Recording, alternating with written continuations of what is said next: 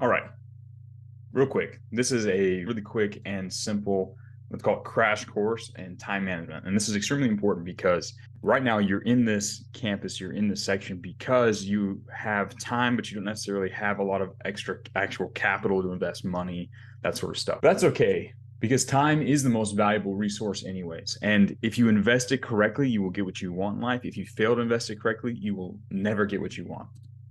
Time management is key. I like to say this: he who controls his time controls his outcomes in life. And it's 1,000% true. How you invest your time is going to give you everything you want, or it's going to keep you from getting anything you want.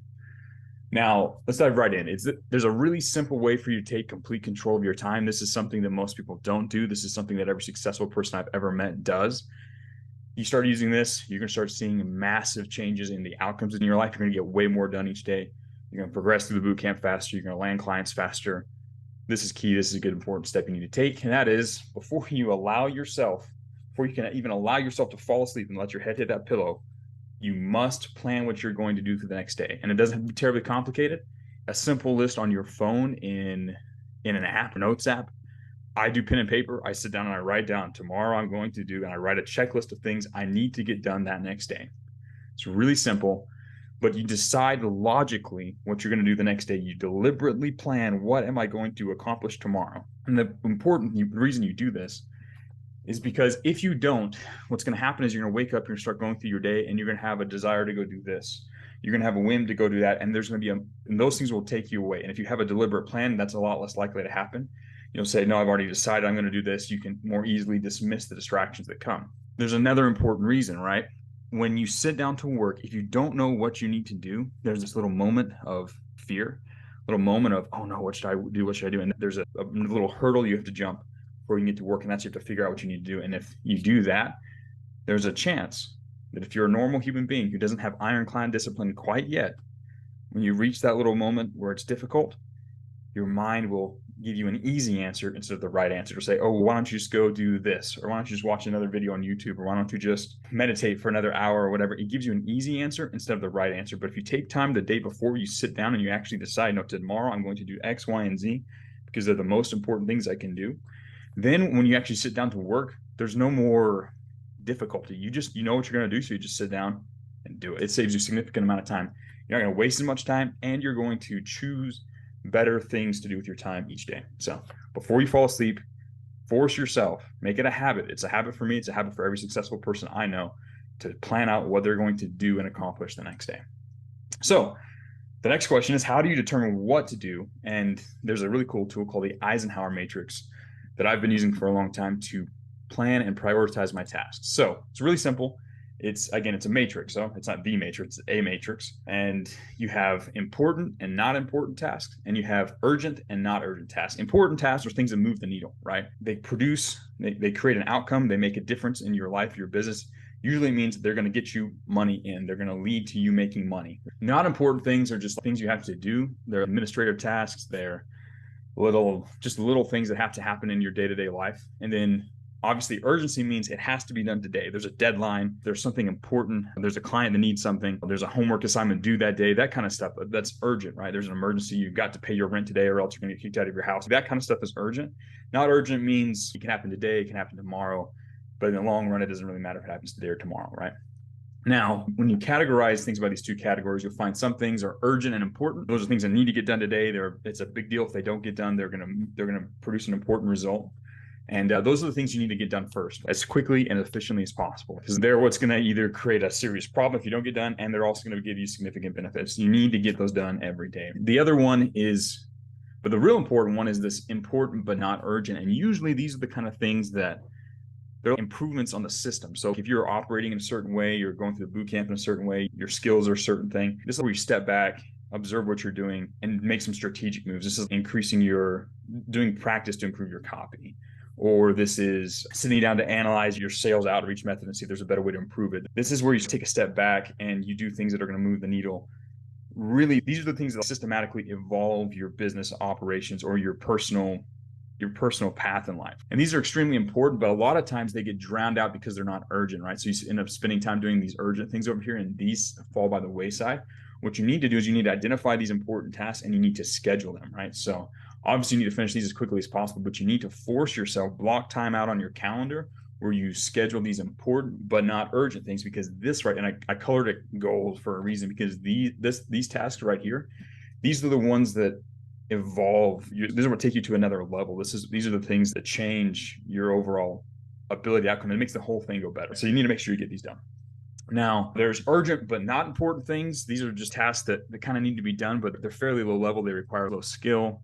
They're not terribly important. And so you need to either delegate them out to someone else, find someone else in your life who can handle these. Obviously, if you don't have money to delegate or pay someone to do this, you need to batch them. You need to put them all into one thing. Like checking your email is important, but not really that urgent. So you just do it all at once. You just sit down and for 5 minutes, you check and finish your email and all that stuff. Boom, boom, done. Whenever you have to do these again, you want to batch them. You want to set aside some time and just go through them as quickly and as efficiently as possible. And then there are things that are not important and not urgent, and you should just delete them from your life. You don't need them. They're not moving you forward. So just don't do them. Like farting around on the internet is not really that important. Just scrolling on TikTok, it's not important. It's not urgent. It doesn't do anything for your life. You want to minimize this, right? So you want to allocate your time to these tasks. You want to do the important and not urgent, and to the urgent and not important. If you do these, also, quick note, the more of these you're able to do, the less of these you have to deal with, right? If you can do things that are important, but you don't have a deadline for it today, if you do those ahead of time, then you don't have to deal with the constraints of an urgent task, right? So you want to spend your time up here on these top two and minimize your time on these bottom two, especially the non-important, not urgent. You want to delete that from your life as much as possible, because any time invested here gives you no return. Any time invested in these top two gives you an important immediate return. The best is obviously these at the top. Anyways, this is a filter. The Eisenhower matrix is a really important tool to help you sort your tasks out for the day and figure out which ones to prioritize and which ones to add to that list you make before you go to bed. So another really important step here is to define what I call your time investment plan. And that's where you just sit down and you just block out time on your schedule, right? You say, okay, I'm going to wake up at this time. I'm gonna get to work at this time. I'm gonna do this at this time. I'm gonna do this at this time. This is where you take that list and you actually apply it to how much time you're gonna allocate to each task and which time you're gonna allocate to each task, right? Now, obviously, this plan might change a little bit, but just sitting down and doing this, it helps you understand, okay, I can accomplish these tasks because I've set aside this time. I'm going to invest this amount of time in this task. And also, it gives you the advantage because it helps you take advantage of what's called Parkinson's law. This is what I call the beat the clock game. So if you have a defined amount of time for each task that you're going to accomplish, you can take advantage of Parkinson's law. Parkinson's law states the work expands so as to fill the time available for its completion. What that means is if you allocate a whole day to a task, you will somehow magically find a way to spend that entire day on this task. If you allocate 15 minutes, you might be able to get the same work done. Some of you guys have seen this as you've gone through normal school as a kid, where you would often procrastinate a project that would take other people 3 weeks. You could do it in a day because it was due that afternoon. And you can use this to your advantage to be more efficient with how you use your time. If you block off time on your calendar and it's a challenging time, if you set a challenging time limit for your tasks, it allows you to cut away the unnecessary elements, the things that other people would waste their time on, the things that aren't necessarily critical to getting the task done, and it makes it more fun. So set a timer, say, okay, to finish this homework assignment, I'm going to spend 35 minutes on it. So you set a timer and I say homework assignment, I mean like missions or the practice throughout this boot camp. So as you're going along and you're doing, let's say you have to write an email, right, for one of the practices. Instead of saying, okay, I'm going to spend an hour trying to come up with a good subject line, just say, I'm going to spend 5 minutes and see if I can come up with a good subject line. So you set a timer on your phone, and then you race that timer. You try and complete the task before the timer. Sometimes you win, sometimes you lose, sometimes you have to adjust your time, but you want to find a challenging time constraint because that time constraint forces you to bring your A game. Deadlines are powerful, right? They're an extremely powerful tool. If you can set micro deadlines for micro tasks, you'll find yourself pushing through tasks significantly quicker and more efficiently. And with this, you want to stay adaptable, right? In life, what's his name? Charles Darwin, the guy that talked about evolution. He didn't necessarily say that the strongest are the ones that survive. He said the ones who are most able to adapt to the constraints of their environment survive. It's being most adaptable that lets you succeed. Things are going to come up as you go through your day. The famous Patton quote: "No plan survives first contact with the enemy." Things are going to come up. Things are going to happen.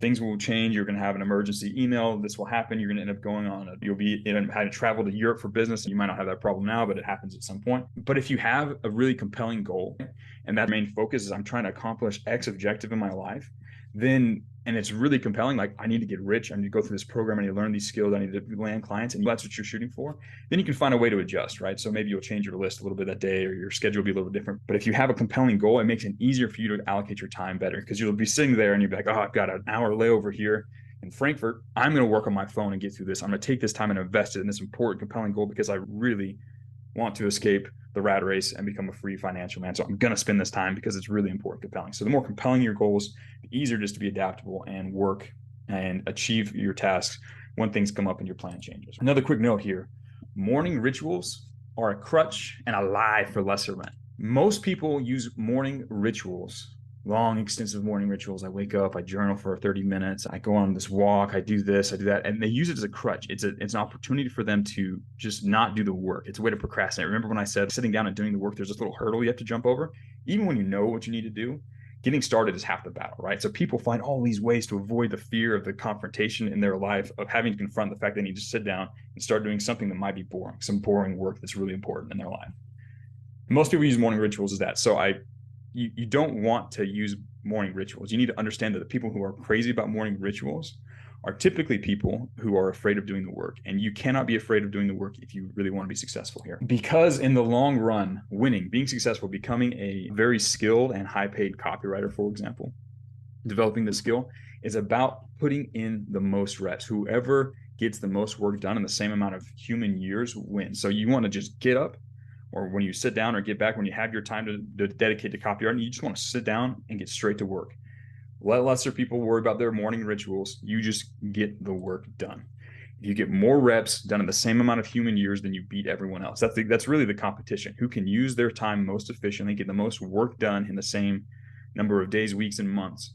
Who can do it the most efficiently by focusing on the most important things? Whoever can do that, they win. Those are the people who are able to accomplish great things, develop the level of mastery they need to become successful. An important concept too, and this is part of our core values here inside of this campus, is when I'm awake, I'm working, right? You want to devote every available second to doing things that will move your life forward. If you have a strong, compelling goal, if you really, truly desire to be successful, you will find a way to invest all of your waking time into something productive, something that will reward you and something that will give you an ROI, something that will give you a return on that investment of that time. When I'm awake, I'm working. I wake up early, I sit down, I get to work because I have compelling goals and I want to achieve them. You should do the same thing. When I have free time, when I find myself sitting there with my phone, I find a way to work. I find a way to get things done, things that are productive, right? Things that will improve my life. I minimize as much as possible all of the extra stuff in my life that doesn't lead to a productive outcome. And everything I do is deliberate and it's purposeful and it drives me forward. And there's different kinds of work. I say, and you'll notice I said it here in this little slide, things that will move your life forward. That doesn't mean that out every second of every day you're in there in a spreadsheet working on copywriting. Obviously, you need to devote some time to improving your physical strength. There are other compelling goals in your life besides just finances, and you have relationships and important things in your life that are rewarding and will move your life forward. Use your time and invest them in those things in addition to making money, right? That should be a very extremely high priority for you as you're seeking to improve yourself and escape the challenges you face in your life. But you want to dedicate all of the time that you have to things that are valuable and can reward. And you can still have a lot of fun doing all of these things, but make sure you focus your time on things that will improve your life. Do you want to be rich or not? Do you really want to be successful? Do you really want to have the things that you say you want? If you'll find a way to invest your time as efficiently as possible into things that will give you those results. Let lesser men fritter away their time on things like social media consumption, on watching shows and stuff like that. You are a different breed of human being because you have more compelling goals and you have a stronger force of will that will allow you to achieve what you want and become something that they can only dream of. Literally, they only dream of, but you can actually become it if you choose to invest your time wisely. So use the principles that I've outlined in this short presentation to manage your time, your most valuable resource. Invest it wisely and watch as your investments pay giant dividends over the course of the next week, the next month, and the next year, and the next decade of your life. So use this information. It will be extremely helpful for you in the long run.